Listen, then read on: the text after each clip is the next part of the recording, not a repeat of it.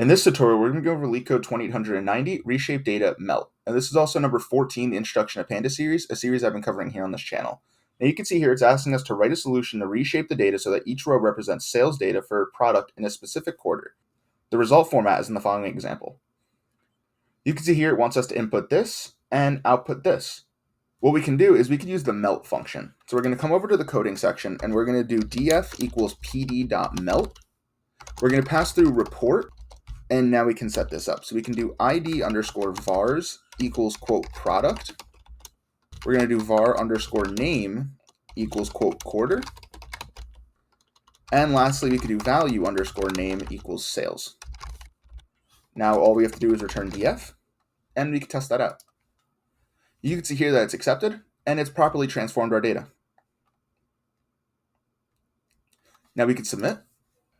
You can see that our answer beats 99% of cases in terms of runtime and 7% in terms of memory. Now that's how you can do LeetCode 2890, Reshape Data, Melt. Feel free to leave any questions or comments down below, and I hope that helps.